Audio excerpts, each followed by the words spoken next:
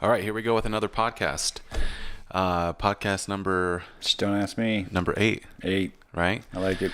Sounds good. So today on the podcast, we've got a friend of ours, Andy Thornock, right? Thornock. Hey, don't say it wrong. Right? Thornock. It's been said that way a few times. I'm sure. So, Andy, what we like to do is, since you're new to the podcast here, is kind of fill you up to speed, is that we kind of give an overall impression, either I or Eric or both of us, about our guest, that we've heard a story about them, and then we kind of give our perspective and kind of give an introduction, and then we have you kind of take it away, and then what we're after is kind of the stories within the stories. So, Okay. that being said, I'll give a little backstory. We met Andy through our business, Tribe One, a few years ago at a show when you picked up some gear from us. And over the years, we've had you come do some shows with us, and you're an avid hunter. But through the process of having you come do some work for us and whatnot, we've learned that you have epilepsy. That's correct. And so I don't know much more than just kind of what I've heard you say in passing. And I'm pretty sure you've got an interesting story behind it. And, just kind of want to find out more. So the whole idea of the podcast is we call it Enter as Strangers. And as the saying goes, enter as strangers, leave as friends. So the idea is that we just get to know you a little bit better as we go through the podcast. So tell us a little bit about how you got your epilepsy. Is it something that you were born with, or was it something that happened later in life? It's something that happened later in life. I wasn't diagnosed until I was 28. So 28 years old. Yep, 28 years old. Okay. And so was there, I thought I remember hearing, and again, this is the whole point of the podcast, is because sometimes you fill in the blanks with stories and whatnot. Did you have some sort of accident that triggered the epilepsy?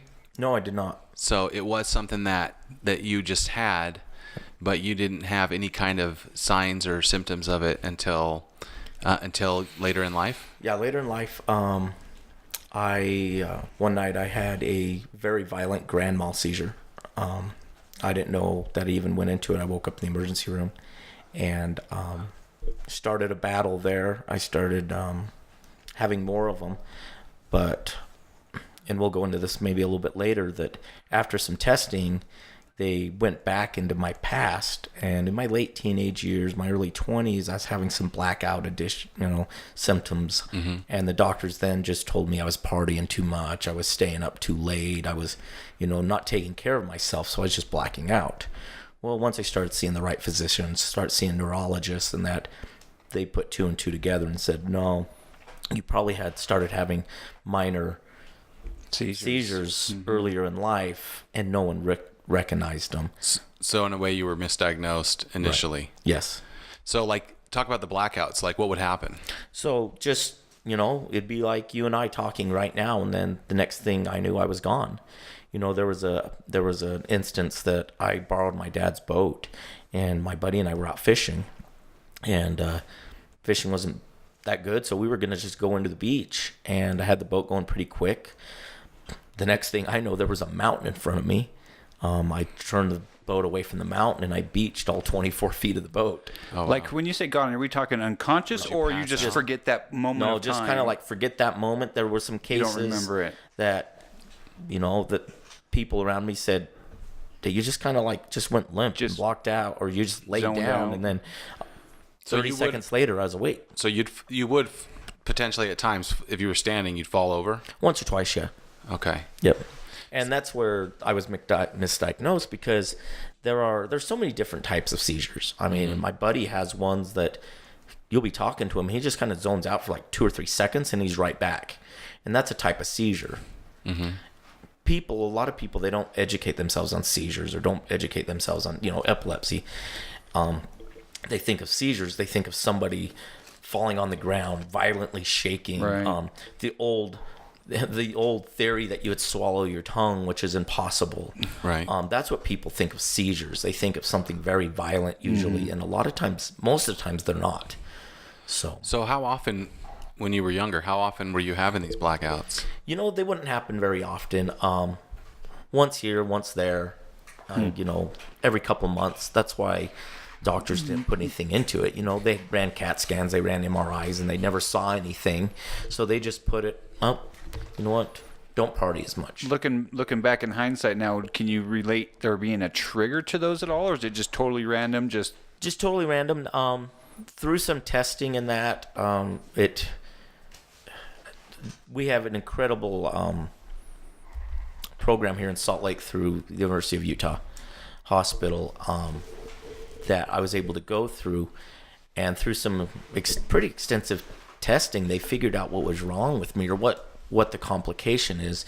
Now, there's countless things that trigger seizures, Yeah. Headaches, sound, flashing lights.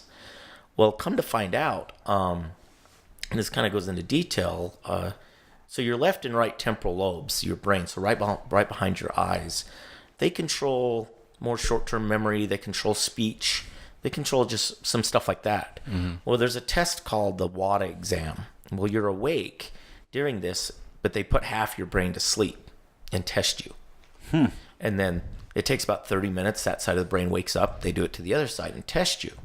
Well, most of the time with someone, they'll put the right side to sleep and they won't remember anything, or they can't talk, and vice versa. Well, they found out with mine that I'm extremely high functioning on speech and memory on both sides of my brain. Wow. But they also found out that my left temporal lobe's about 8% larger than my right. Wow. So what happens is they figured the left tries to take over, then all the little neurons in the brain just freeze, and that's when a seizure happens. And that's when my seizure happens. Yeah. So you said you were diagnosed at 28, right? Correct. Was there a major? You said you had a Grand Mal seizure. Yeah. So I had a Grand Mal seizure. Now there's this rule that says everyone's allowed one free seizure, and most doctors will say everyone will experience a seizure sometime in their life, of some level. Well, I had that seizure. I had some stuff going on in my life. I had lost a really good friend that happens to be 10 years ago today. I was dealing with a new job, stuff like that. My wife at the time told me that she was pregnant with our second child. Mm-hmm.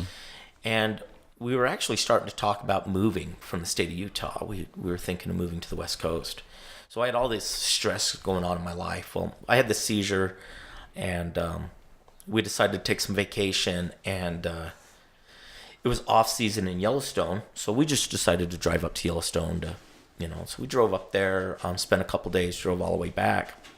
I went to work the next day, and I was driving back to my office in Salt Lake, and I just had this feeling to stop at one of my accounts, and so I went in there, and I wasn't in there for a minute, they told me, and I had a 6-minute Grand Mal seizure. Holy shit. Which is an extremely long one. Your body can actually get caught into them.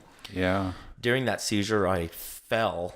Obviously, on my way down, there was an ice cream bunker there, and I hit my head on it, breaking the glass, but also cracking my eye socket.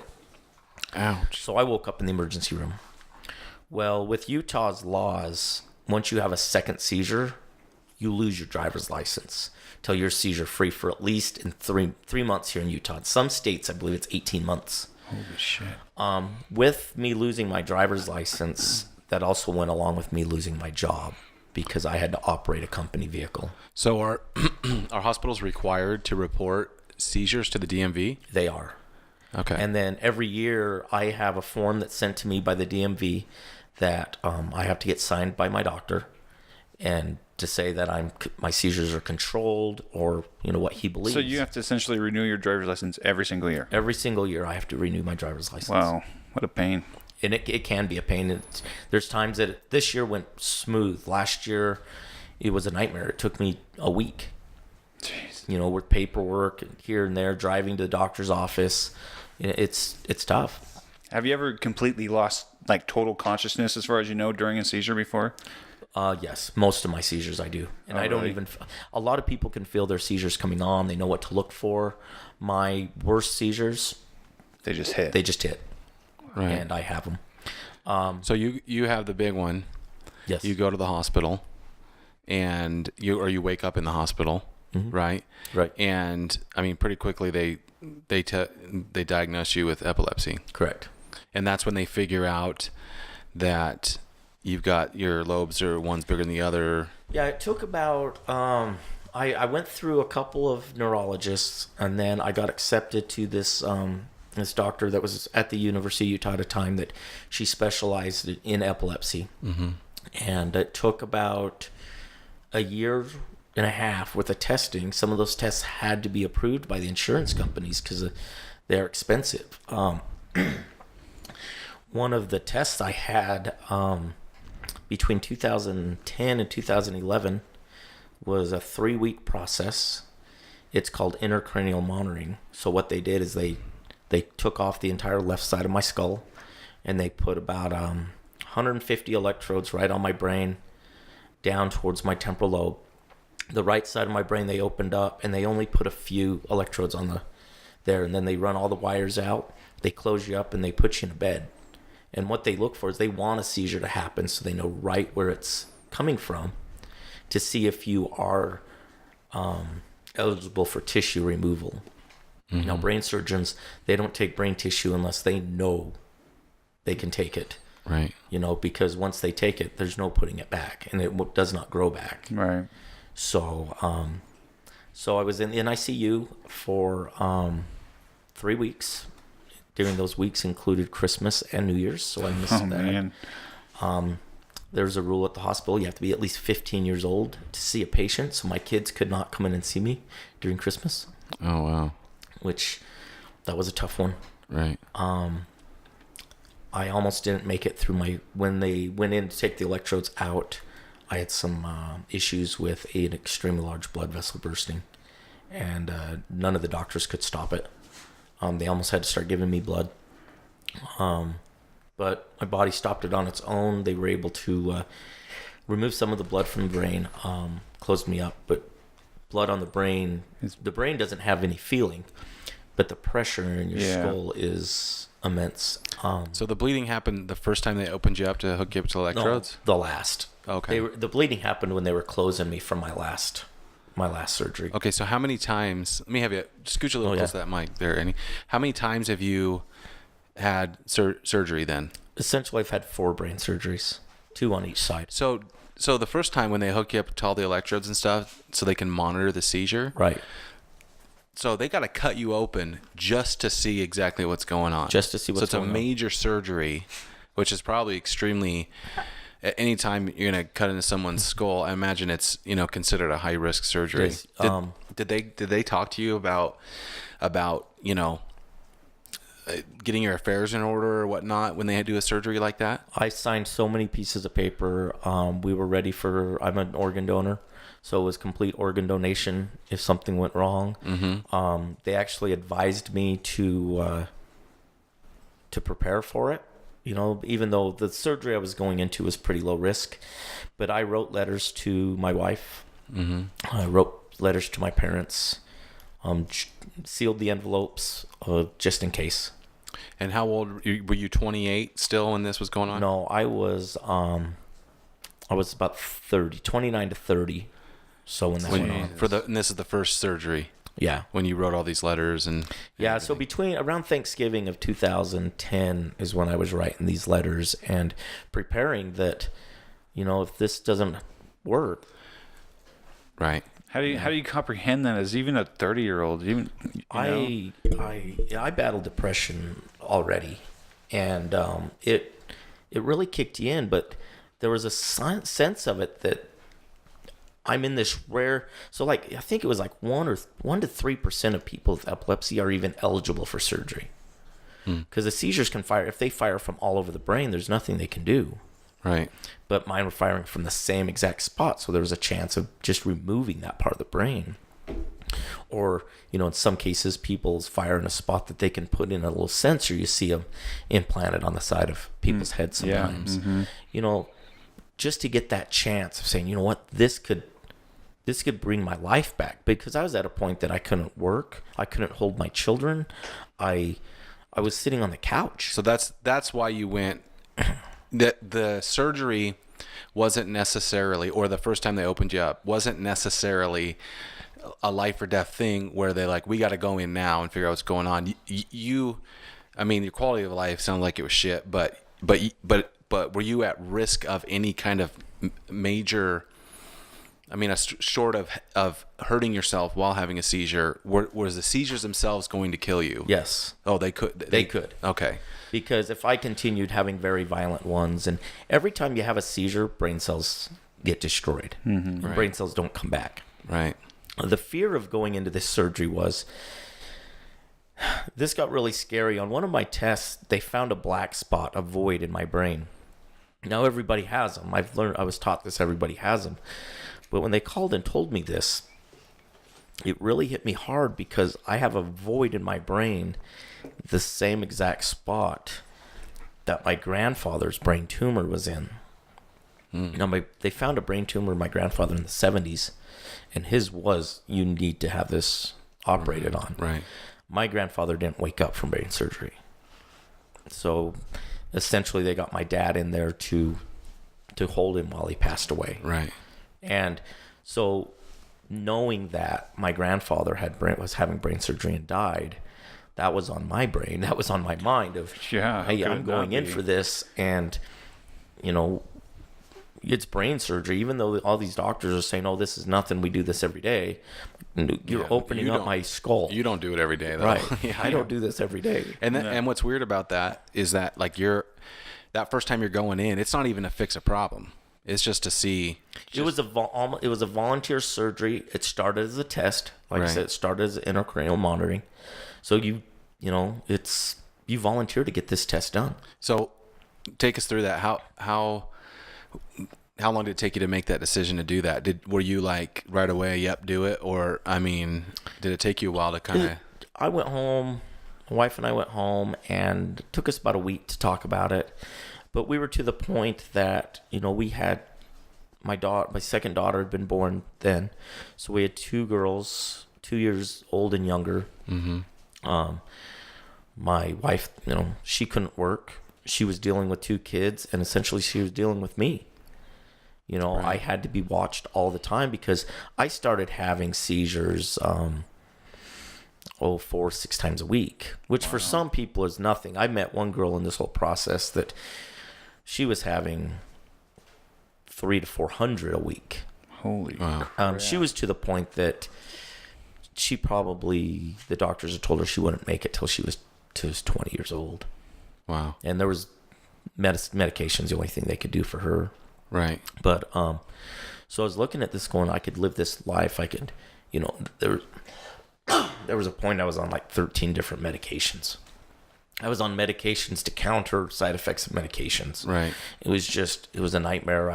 I'm not a big guy, anyway, but I dropped to 105 pounds when I was 29 years old. Holy crap. I'm 5'8". I look like a skeleton. So those being on all those heavy medications was all pre the first opening of your skull. Yes. So what'd they find out in that first surgery? Well, they found out that I have a brain, and that it's there's just as big as my big head. Yeah. But nothing they really found out. They went in, they put all the monitors on, put me in the hospital, and just watched. Basically, they told me I was the healthiest guy in the intensive care unit. They have a special intensive care unit for neurological patients. Mm-hmm. It was like, basically, you're the healthiest person in here. So I sat in there for 3 weeks, and I didn't have a seizure. Of course. Right. What they wanted to see. I had some different little brain movements. The brain surgeon came in, and he said, I'm not removing a chunk of brain. He says, I don't have enough information. Did they try to induce a seizure? Yeah. By different stimuli? They've tried flashing lights. They've tried some other things, but, it didn't happen. And they kind of come to the point now, they think, because I was too relaxed. I was laying in a bed. Right. The neurosurgeon and the neurologist were about 95% sure of where my seizures are coming from. But the neurosurgeon, like I said, he's a pretty precautious person. Mm-hmm. Later, I come to find out that with one of the electrodes he took out, he took a piece of brain like the size of a pinhead. Oh, really? Just nothing. Right. And so my last seizures, they closed me up. It was in January of 2011. So they close you up, you leave the hospital, Yep. and obviously the seizures continue. Right. What do they tell you? Like, come back later? Here's more medication. It is. Let's get you back on some meds. Let's figure this out. Let's battle this. Let's see. They said sometimes even just opening the skull shocks the brain. Right. And they said let's see what it does. And so I started getting put on meds. Now I was on pain medication like you wouldn't believe, and I don't like pain medication. Right. In the hospital, I was given being given morphine, fentanyl, and Dilaudid. Oh, wow. Which is Dilaudid is Jesus. It's the strongest Right. thing they can give you. And I had to get off of them. I experienced some interesting things right after I got out of the hospital. Kind of a funny story to go along with this is I was in the grocery store and I was in a daze. I was out of it. Now they don't bandage your skull up, Right. but I had about 100. It's been so long I can't remember the numbers. Between 160 and 180 staples in my head. I have Right. 2 plates on my left side under the skin, and I'm pushing this grocery store cart just behind my wife, and this lady in the store grabs my shoulder and turns me around to look at her and says, "That looks like it hurts." And I was so stunned. I just looked at her like, did that really just happen? Yeah. Yeah. This is volunteer, Yeah. The scary thing about it, right after I got out of the hospital, so I had the staples in for a few weeks. I went up to the hospital to get all the staples out. We were having a bad snowstorm here in Salt Lake that day, and we left the hospital, and we decided to go eat lunch with my parents. And while we were driving up I-15, we got in a pretty bad car accident. Oh, shit. And my wife was driving, and we hit the center sound wall, doing about 60 miles an hour. That threw us across 4 lanes of I-15 of the freeway here. Threw us across a grass barrier and into a sound wall. Right. Well, our car didn't hit on an angle to hit the airbag sensors. And my head had been turned to the left.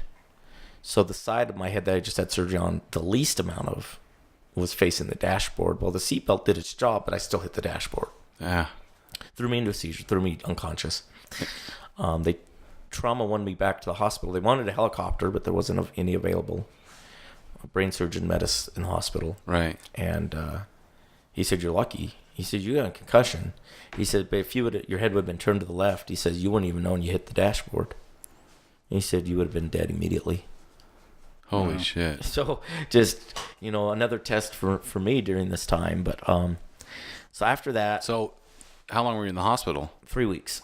from the accident? No, from the car accident? Yeah. Yeah. About 6 hours. Oh, okay. So you weren't in there for any long duration of time because of the car accident. No, they did an MRI, made sure everything was still in place. I had a concussion on the right side of my brain, but I'd had 8 concussions in 2 years from seizures. Right. So, Right. So before you go on with the story, the progression of the story, at this stage, when you've got the information, you realize what's going on. They're trying different things. They've got you all, on all kinds of medication and stuff like that. Did you, in reflection, kind of looking back, did you ever think that, or was there anything about? I'm sure because obviously the internet's around, so you're probably you're probably doing all kinds of research and scaring the shit out of yourself. Yep. Because of all the information that you have access to. But did you ever this condition that you had? Do you account it for any kind of? Was there any kind of behavioral things that your condition made you be, like whether it was be more risky, as a kid or anything like that? Are there any behavioral patterns that are associated with someone with a condition like yours? There's epilepsy. There's so many different things. And, I have a family member that has epilepsy. He's young, very young. He's had a lot of seizures that will affect him for the rest of his life. He has some learning disabilities, stuff like that. So many people are different. I've got most of my, I guess, changes, you could say, in life off the side effects of the medications. I was on one medication that works great for a lot of people. Seizure medications are given such a high dose sometimes it causes some pretty bad side effects. One of those side effects is depression and suicide, right, which I almost did one day. I kind of mentally just woke up one day, just like, what are you doing? And I had one of my sidearms in my hand. I had my 9mm with me, and I immediately called my doctor. They took me off all medication. Called my dad. He came down and took, I had a couple rifles, my hunting stuff in my house. He came down and took it all away. Mm-hmm. So he got me off all those medications. Now, another bad thing with me is I'm allergic to a lot of seizure medications, whether it be a rash. I've had a rash that was bad enough they almost treated it as a burn. Oh, shit. There's some scars on my back from that rash. Wow. It's called, there's a symptom called Stevens-Johnson syndrome. It can get really nasty if you really don't want to look it up, because some of the photos are just, it looks like something out of out of people that have been burned alive. It's pretty nasty. I have found a medication over time I've been on for several years now that works. It's extremely expensive. Mm-hmm. There's no generic out on the market for it. I don't have many side effects from it. I have a little bit shorter of a fuse. I get a little angry faster, but I've had, I think since 2012, I've had 3 seizures, Grand Mal seizures. So the medication works. The medication works. So let's pause there for a minute, because I've heard you talk about this before. I think it was when we took a trip down to Long Beach.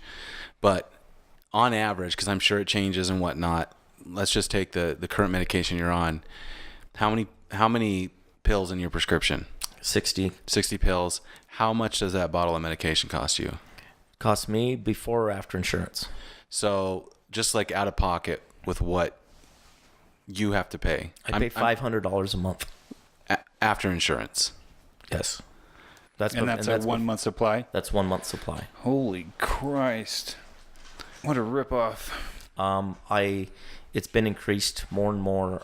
This year, I was told that I can't remember if it's the prescription company or the insurance companies changed its classification, so I get charged a little bit different for it. So, because I think this is interesting, and it's probably pretty educational for a lot of people. Couple questions I have. One, how much of a hassle has it been? Because we're not even through the whole story yet, but just in retrospect, how much of a hassle has it been to deal with insurance? Actually, I've been pretty lucky. Really? There was times like after my surgeries and that, just my share of it was, people just don't have that kind of money. I cashed out my retirement fund to help pay for bills, because they were going to collections companies faster than I could keep up with them. Of course. The stress of all this caused my marriage to end. So when I moved out and moved into my little apartment, I found a cheap little apartment, and I was able to start working again by then. But you can't drive. At that time, no. Right. I was riding my bike almost 30 miles a day. To and from work. Well, I'd go to work, and then I'd ride over to where my kids lived with their mom. Then I'd hang out with my kids while she was at work. She would get home from work, and I'd ride back to my place. And then if I needed to go to the grocery store, and I didn't have a buddy to help me with a car, I had my backpack. Right. There was a time I was at the grocery store, and I was buying like a garbage can and some other things for my apartment, and this lady sitting there watching me pack stuff in my backpack and stuff in this garbage can. And then this is where Tribe One gear comes good. I was strapping everything to my backpack, and this lady goes, "I got you to come pack my luggage." And then I rode 4.5 miles home with 60 pounds on my back. Jeez. So you're riding to work. Your marriage has gone to shit because of the financial burden of the bills and stuff like that. I mean, you know, perspective is everything, and that's what this podcast is about a lot, is perspective. So what's your state of mind at this point? Are you like, my life sucks? Were you like, I'm lucky to be alive at least? You know, there's times I think all of us say our lives suck. You know, there's times like, you know, work's not going well, or, you know, we're late for work, we're sitting in traffic. Everyone can say life sucks sometimes. Right. But I'll tell you this, the more and more you tell you your life sucks, the more it's going to suck. Of course. You know, I've experienced more in my 37 years than a lot of people get to. So I knew my marriage was ending. Our marriage was over a year and a half before I moved out. So when I moved out, we were actually, my ex and I are pretty good friends. Mm-hmm. You know, we just knew there was some stress levels in our life. And the surgeries and my epilepsy kind of changed me. They kind of opened my eyes to, I don't know, a lot of people, I don't want to say frown, but a lot of people look at it different, my view of life. Mm-hmm. So my view of life is, you never know if you're going to wake up tomorrow. So get up and look at the sunrise. If you don't like waking up in the morning, at least look at the sunset at night. Mm-hmm. Okay? Get out and look at the stars. Look at the world around you. Look at your kids every morning if you get the chance. You know, if you want the donut, have the donut. Right. You know, you never know what's going to happen. So when I start living out on my own, I was able to start getting back into my hobbies. There for about 4 years, there was no hiking, there was no hunting, there was no fishing, and that almost killed me more than the epilepsy. I bet that was hard. Because sure. for me, it's rough. That's how you feel normal, you know, right? Getting back to your normal routines and the things you love. My dad's had me in the mountains since I was 3 years old. Mm-hmm. I love it. So I started getting back out. Started getting back out hiking, enjoying what's around me. And I came to this thing, I guess 5 years ago now, is you have to laugh and smile every day and make at least one other person do the same. Even if that one other person's your spouse or your child or the next door neighbor, mm-hmm. or just a stranger at the store. Make someone laugh. And your life's going to be a little bit better. Now, would it be better if, you know, you had a large income or, you know, a car? Not always. Right. You know, I have people in my life that are extremely wealthy, and I think they have miserable lives. Yeah. They're always at work. Right. And they're always complaining. They never go on vacation. They never do that. You know what? That's just where I say you have to enjoy what's given to you. So, I mean, that's obviously great advice. I'm wondering something here. So obviously you grew up going outdoors, and, you know, we haven't talked about it a lot on our podcast here, but, you know, Eric and I and another family member and whatnot, for those of you listening, started, you know, created some outdoor gear years back and started a company. And obviously, like I mentioned before, that's how we met you. So you've been outdoors a lot. You've been hunting since you were a kid and all that stuff. Right. However, since I've known you, which is probably going on close to 4 years now, you know, and following you on social media and stuff like that, you're outdoors, you're up in the mountains more than most people in kind of my extended circles that I know, by far, right? And so do you think going through this, did it give you a greater appreciation for the outdoors? Did you start spending more time in the outdoors? You know, there for a while, and even like this year's been rough. I kind of spend less, but I seem to start spending more time in the outdoors in the spring now than I do in the fall. Mm-hmm. Which, you know, the fall's when a lot of the hunts are. Right. And I don't know. I have some friends. You know, I've been lucky to be very successful hunting. You know, been able to travel and eat nothing but organic meat. But my buddy's kind of been harassing me lately about, hey, you know, you're not getting out, you're not harvesting the animals like you used to. But I was like, but I'm getting out there. Mm-hmm. I'm like packing my hammock and my jet boil, and I'm getting out there when I can. You know, my kids are 11 and 9 years old now, it's a little bit tougher. My kids are with me about 60% of the time. So I'm not single dadding it because their mom's in their life a lot. Mm-hmm. But having 2 preteen daughters in my life is right. That's a load. I'm going to start plucking my hairs out. That's a load. You won't need to pluck them; they'll just fall out. Don't worry. They'll turn gray. Trust me. Well, I kind of want to step back to something really quick because, it fascinates me. I mean, not to turn it into a bitch session, but it blows me away that a bottle of medication for you costs $500 a month. I mean, it's total. That's asinine. That's a car payment. That's a big car payment. You want to hear something sick? Something sick lately is I met an individual, and I don't know the whole story. And it's not my place to share the information there, but this person has something that he's not going to live very long with. Mm-hmm. And there's not a whole lot known about this condition. There is, for how I understood, there is a shot that can be given that's still in the test stages. Right. That could give him, I think they said 10 to 20 years. So maybe enough time for them to find something to fight this disease. Right.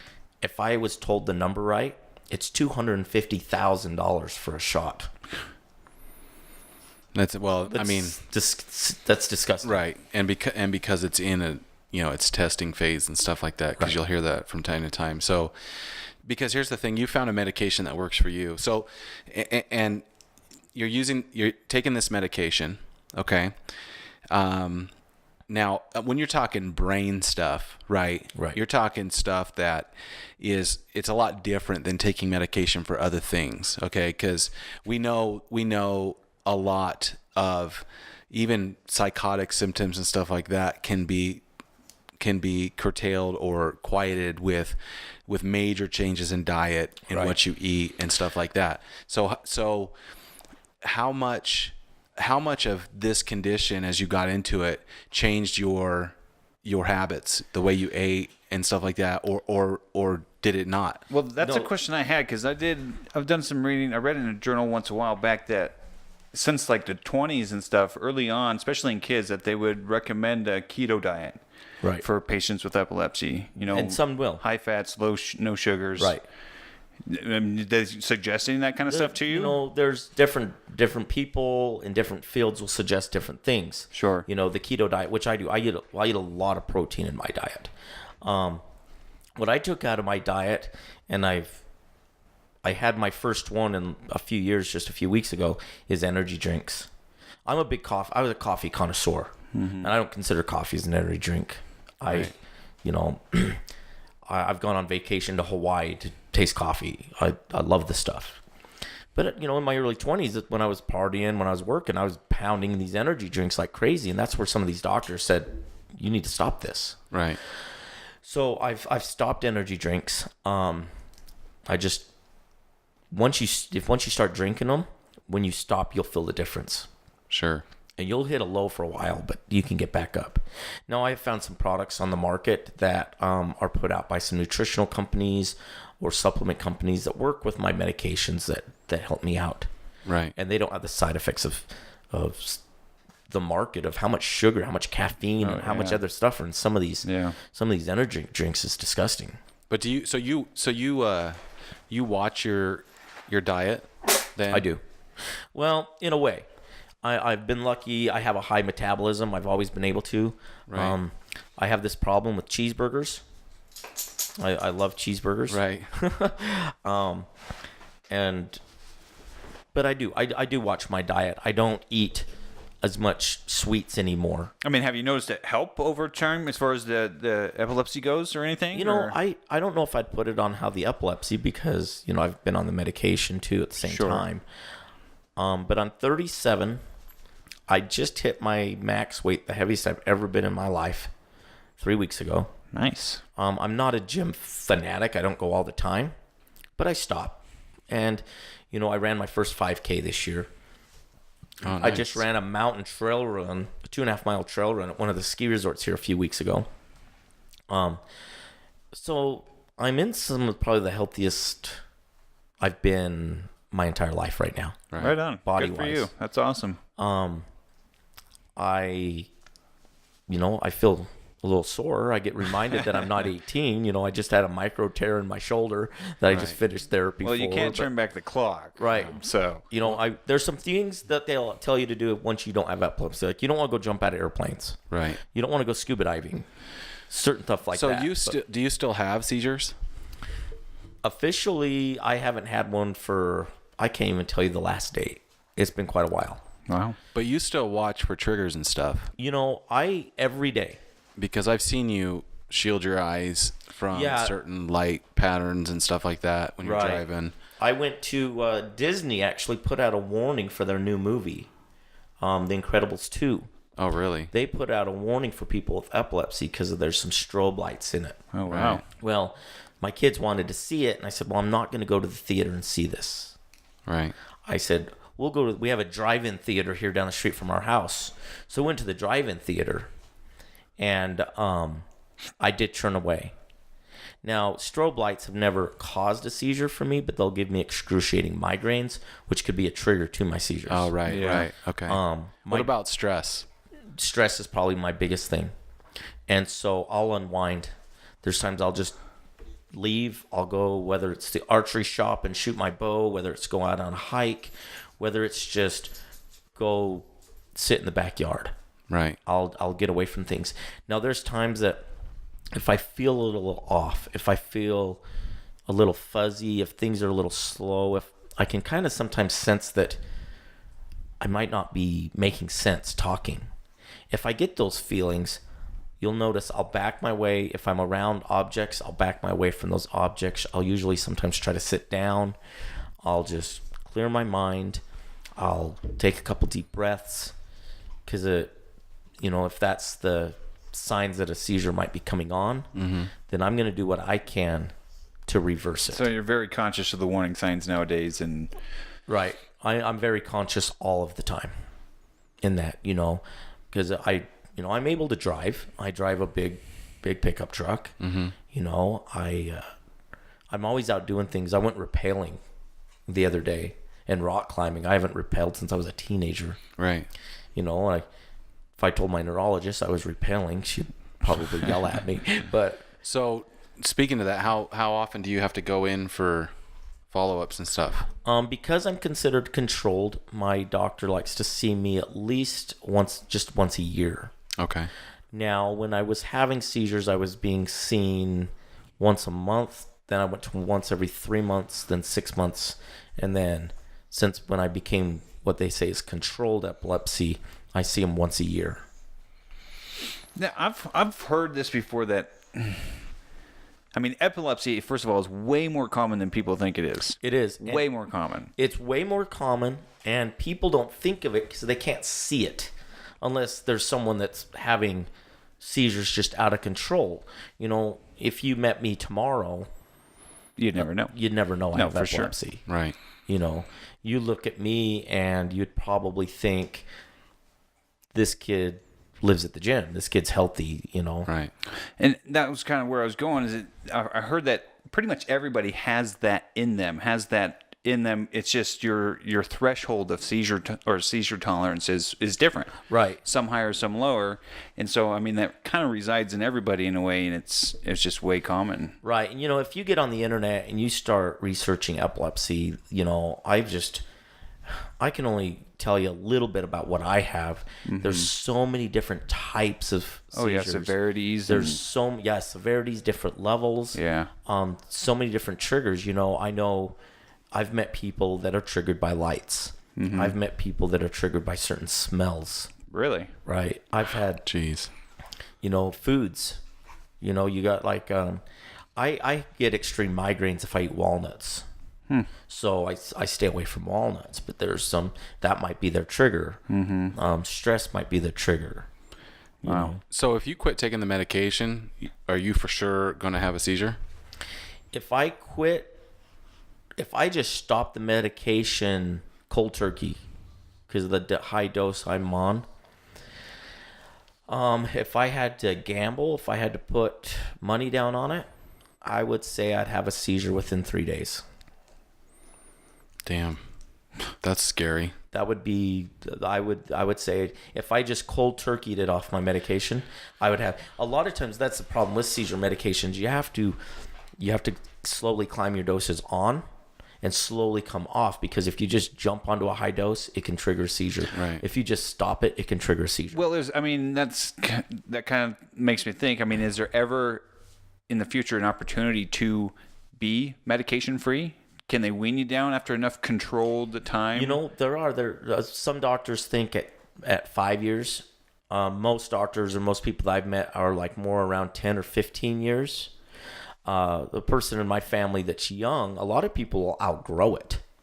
Especially the youth. You'll have youth having seizures. Some of them will just outgrow it.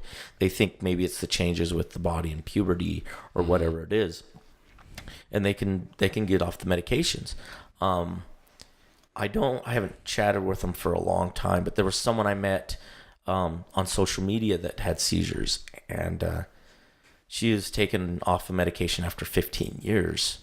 And last time I heard, she was a year seizure free off of medication, which would be incredible. That would be cool. So, you only see your doctor once a year, right? So, like, do you keep up on the research and stuff? The idea that, new medication comes out or new alternatives come out to treat it, and it is more cost effective for you, or you rely on your doctor for that, or? We talked. So I changed doctors about a year ago. My one doctor moved, and I got this incredible physician. And him and I were talking, and he asked me, he says, we can move you to this other medication. He says, but it's going to take 2 to 3 weeks to get you off the one you're on, and then it's going to take you 2 to 3 weeks to get you on the new one. So now I have this window of up to 6 weeks that I'm not going to be on the dose of the medication I'm on. So I'm basically gambling there a little. I'm playing roulette if I'm going to have a seizure. Now, if I have a seizure, I lose my driver's license. Right. If I have a seizure, I'm not driving my kids around. Right.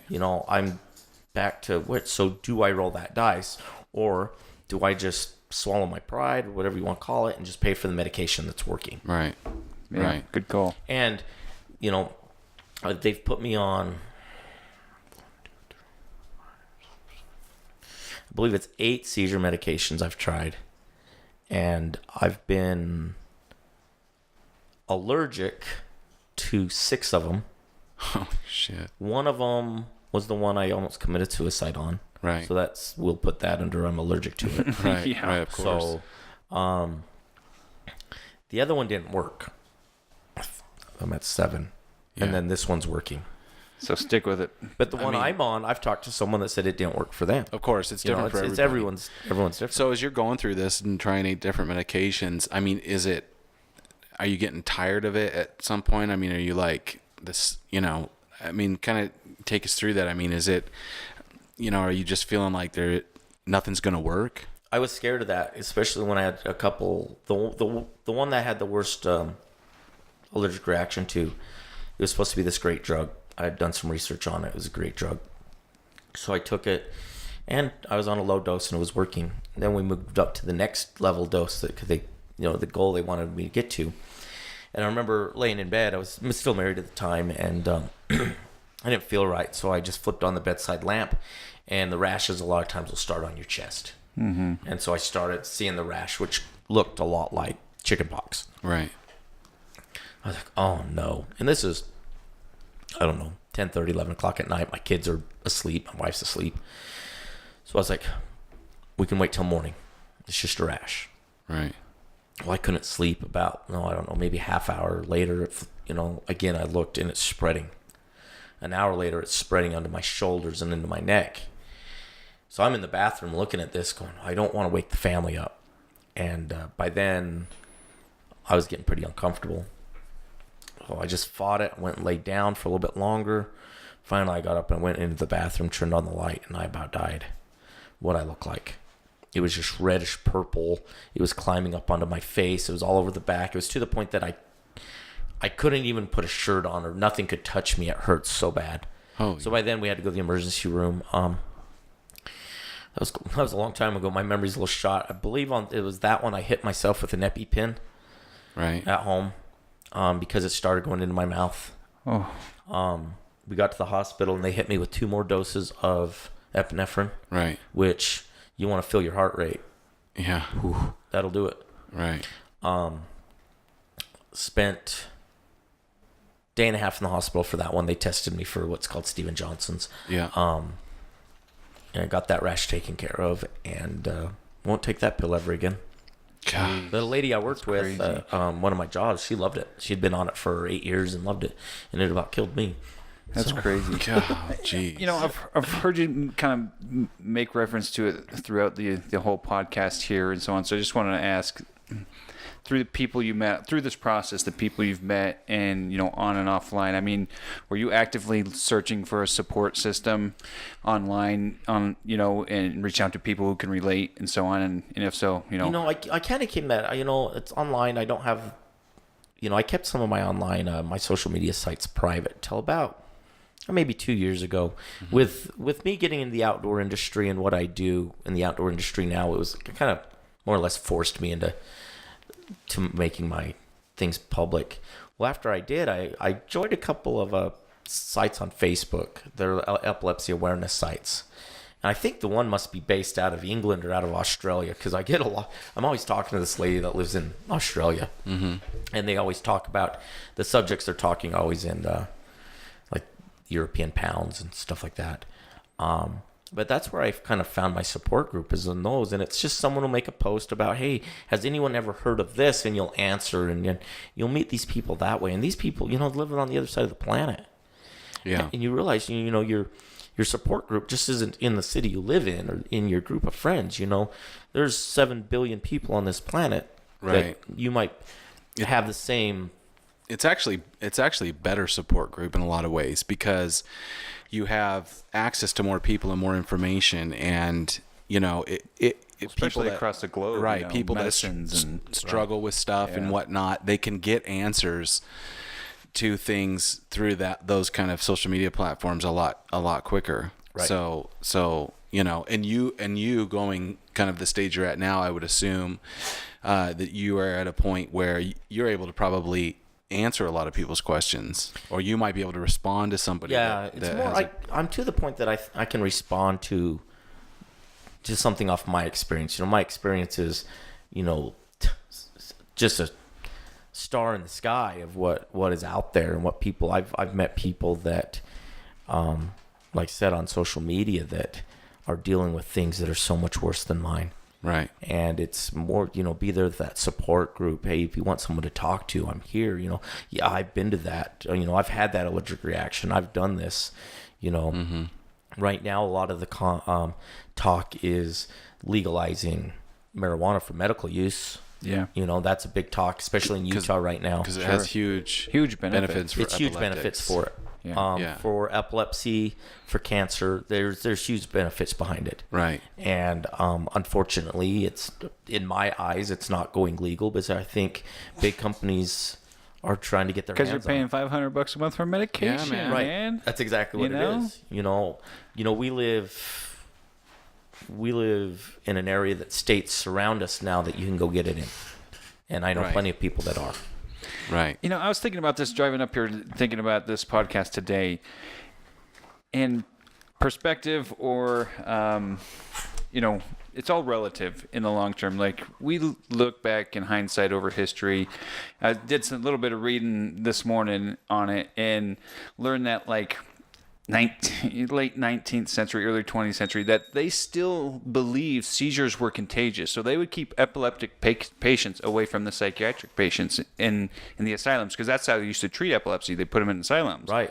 And just that perspective, and it's all relative, and I hope that one day our future generations are looking back, like on the whole drug cost thing and legalized marijuana, and go, it's as we sit here and go, seizures contagious? Really? Get a freaking life. Well, at one point they thought that was people being possessed. Yeah. Oh yeah, for sure. They thought demons. There were some cases with, like, the Salem witch trials. Mm-hmm. They think you were being taken over by evil, and so you got executed. Yeah. Oh yeah, no. And they used to. There was certain states that had laws that forbid epileptic patients from getting married, having children, and some states even permitted sterilization. Correct. For it. which is just mind blowing. Right. You know, and I hope when it comes, like I said, the drugs and the cannabis and all that, our generations are looking back going, what the hell are you dumbasses thinking? You look at what, like you just said, you brought up the early 1900s, the late 1800s and that. And, you know, for us, you know, our generation, you know, that's what we learned in history. And it's really not too long ago. But, you know, you look at history, you look at things that we've done in the last 125 years, especially medically. Oh, yeah. No, for sure. You know, I was listening to a story yesterday, I think it was, or 2 days ago. This lady met the person she donated her heart to. Oh, really? Wow. And they're like, how does that work? Yeah. So what happened is this one lady needed a heart. Well, this lady was a match. Well, she needed lungs. So, and then they had a body that someone had died. So they took the lungs and the heart out of the deceased person, gave the heart and lungs to the lady that needed the lungs, then took the heart out of that lady and gave it to the lady that needed the heart. Holy crap. Holy cow. That's amazing. So this lady went and had lunch with the person that she donated her heart to. That's amazing. Yeah, that's Heart crazy. transplant. Yeah, you know, that's we're doing incredible. stuff like that. You know, and we've been doing those for years now. But you know, they're doing in the last 5 years. There's a physician that did I think it was a burn or a war victim, or that did a face transplant off someone that died. Oh, I heard about that. Yeah. You know, and you just look at things that we've done medically, and you know, I look at it as I hope the medical field can stay in control, and not other big industries take control. Right. Because we need medicine to be medicine. Yeah. You know, we don't need medicine. Medicine is a money-making business. There is a lot of people making a lot of money over it. Now, my brain surgeon, I saw how much he made. And guess what? If you can open up my skull and fiddle around in there with a bunch of little metal tools, you can get paid whatever you want. Right. If you can save my life. Yeah. Yeah. And not If kill that's- somebody. Sure. Right. If you can do Absolutely. that, great. You know, I hope you don't have the shakes, because Yeah. Well, that's what pisses You know? that's what pisses everybody off about the pharmaceutical world is you are just managing symptoms. You're not curing anything with the medicine. Right. But I got to pay $500 a month for this shit. you know, my medicine's coming out of a factory that they're producing thousands and thousands of pills in an hour. Yeah, of course. And I would put money on that it's not people running these machines, because you know, we can do everything with computers now. So Well, and they'll argue that there's some argument in that, but I mean, still ridiculous. I mean, you got laboratory and testing fees, and you know all the research do. and development of it, which is huge cost. But in the grant, I mean, they're still marking them up.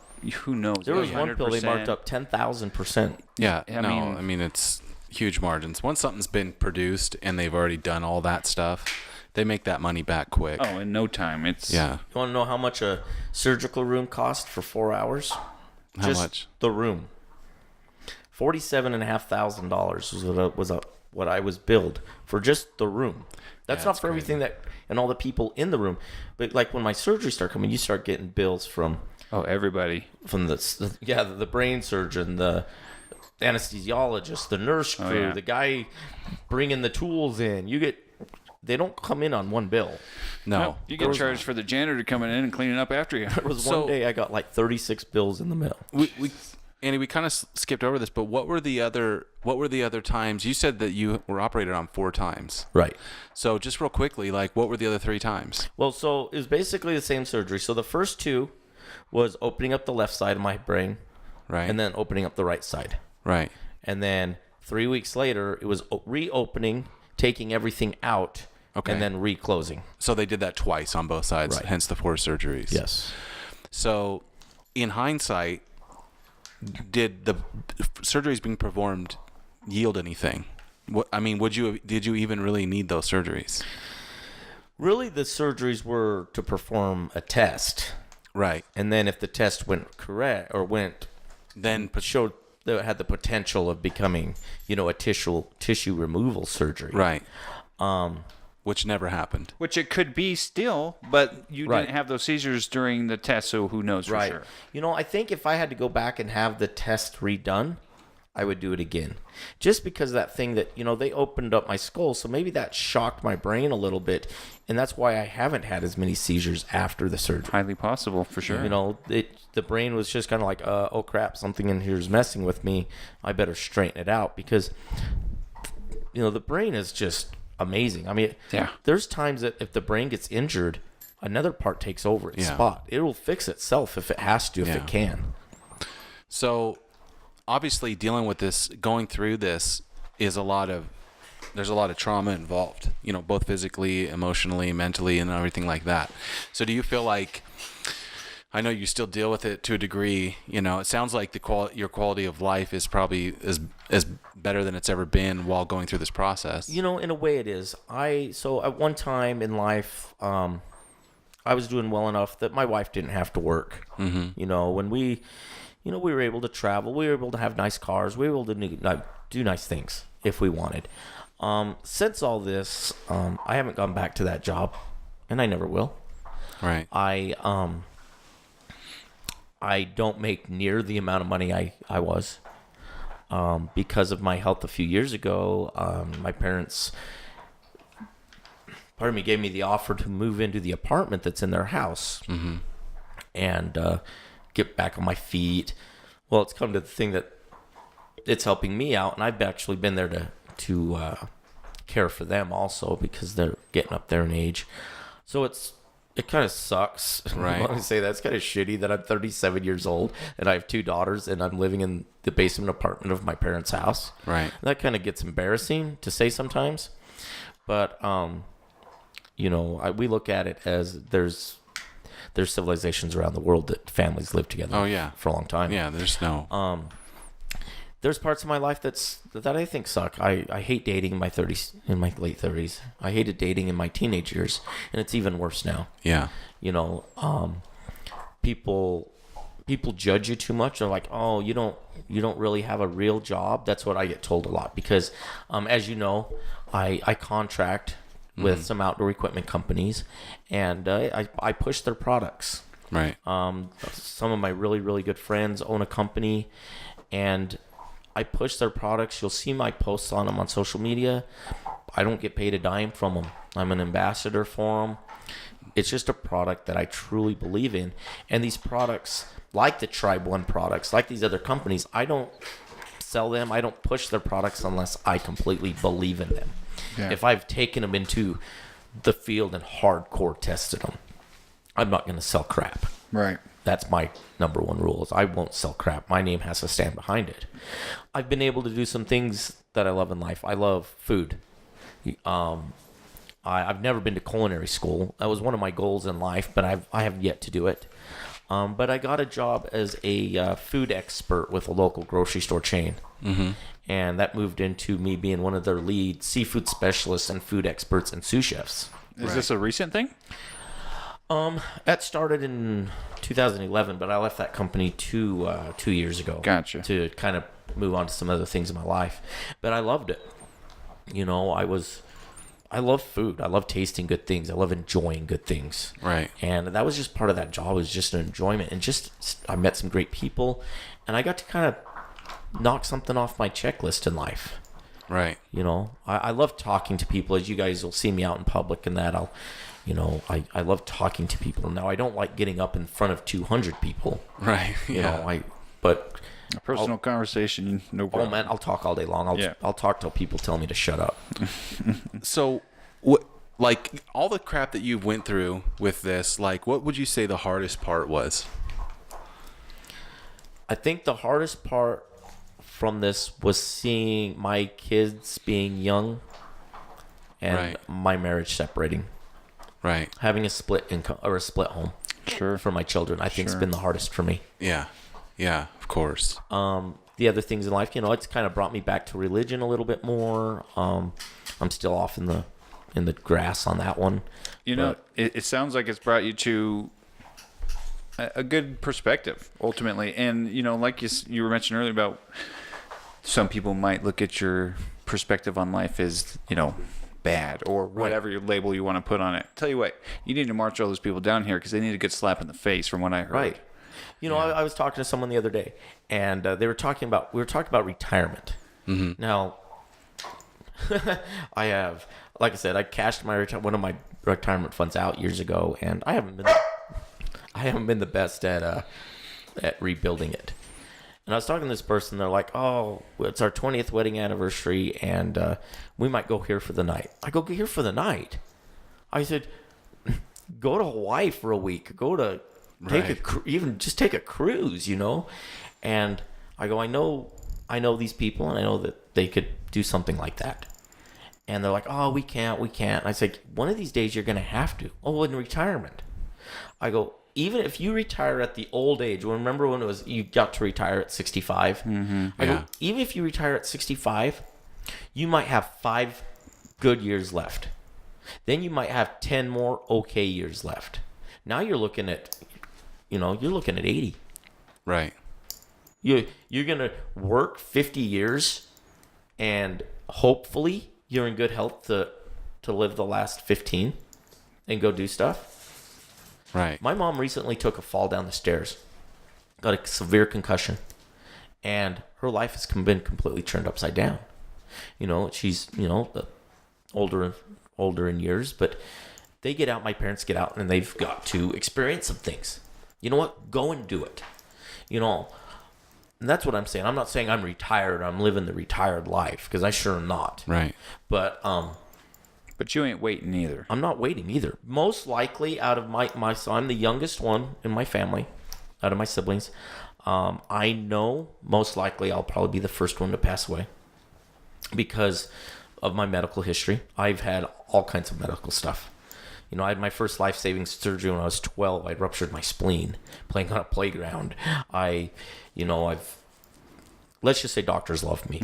Let's just say that. You're a cash cow, aren't you? Doctors love seeing me coming. But I get out and do it. You know, I've had some injuries because, you know what?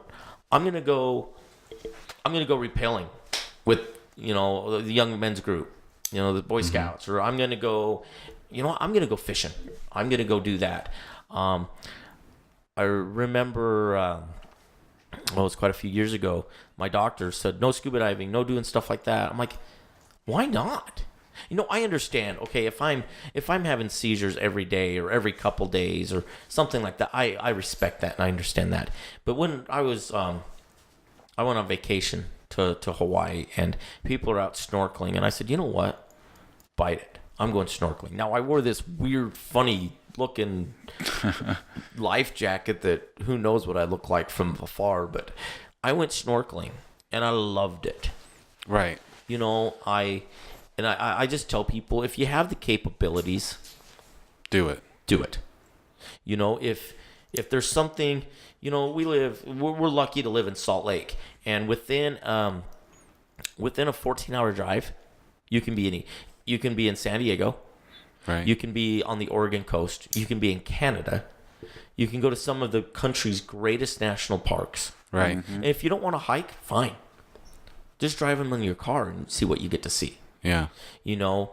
If like I said, just look what's in your backyard. Right. If I haven't been able to travel to the East Coast in my life. I want to, but I have friends that are from New Jersey. I have friends that are from the Carolinas, and you know what? Those things are in their backyards too. Yeah. The Atlantic Ocean's right there. Well, that's good advice. Like, there's always something. There's always something there. You know what? If you want to go see the play down at the Playhouse, go and see it. Right. If you've never been to an opera, go and watch an opera. Yeah.